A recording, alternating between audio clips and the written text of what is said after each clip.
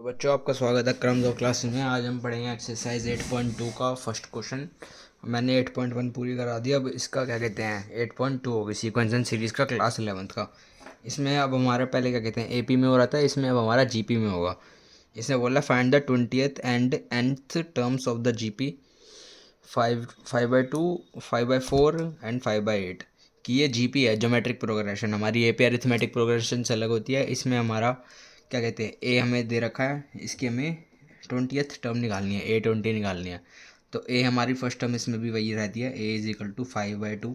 ए हमारी first term है और इसमें आर निकालना है हमें, कॉमन रेशियो। कॉमन रेशियो मैंने बताया था कैसे निकलता है, आर ये कॉमन रेशियो होता है हमारा। कॉमन रेशियो कैसे निकलता है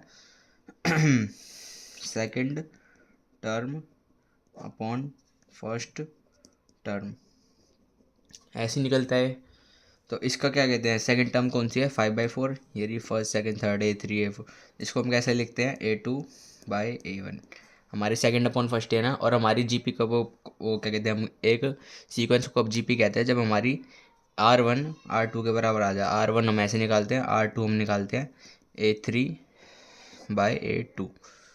तो जब हमारी R1 = R2 आता है तब हम उस सीक्वेंस को जीपी कहते हैं। तो हम इसने पहले से जीपी बोल रखा है, तो हम सीधा सीधा इसकी आर निकालेंगे। A2/A1 आएगा इसका 5/4 अपॉन ये हमारी सेकंड टर्म है, इसके ऊपर फर्स्ट टर्म 5/2। ये किसके बराबर आएगा 5/4 इंटू, अब 5/2 यहाँ डिवाइड में ये रेसिप्रोकल हो जाएगा इसका 2/5। 5 से 5 कटा, 2 1 = 2, 2 2 = 4। इसका आंसर आया हमारा R2। तो इसका आर आ गया। तो जीपी की जनरल टर्म हमें कोई सी निकालनी होती है, तो जीपी की जनरल टर्म होती है, जीपी की जनरल टर्म का फॉर्मूला होता है जनरल टर्म =AN। उसमें हमारा AN का दूसरा फॉर्मूला था, इसमें अलग है AR। इसमें AN होता है ARn-1। एन हमारा जिस नंबर का हम निकाल रहे हैं। तो A20 का क्या होगा, A20 कैसे निकलेगा, एन की जगह 20 आ जाएगा। A20 AR, एन की जगह 20 था तो 20-1। ओके, इतना आया। A20 आएगा हमारा, A20 किसके बराबर आ जाएगा, ए हमें गिवन है 5/2 इंटू आर हमने निकाला था, भी आर क्या आया था 1/2, इसकी होल पावर 20-1। ठीक है, तो क्या आएगा 5/2 इंटू 1/2 की पावर 19। 20-1 हमारा 19 आएगा। ठीक है, 20-1 था ना, 19 आया। तो ये क्या आ जाएगा 5/2। अब 1 को हम 19 बार मल्टीप्लाई करेंगे तो 1 ही आएगा।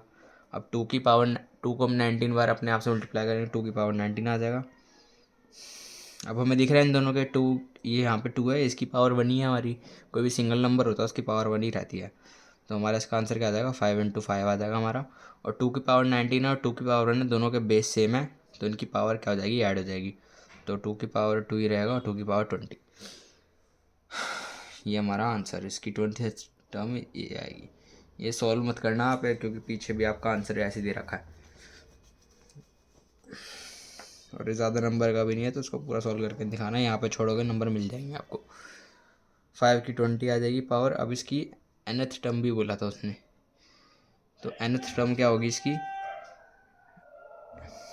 nth टर्म में हम बस n को n ही पुट कर लेंगे। AN = ARn-1 होता है।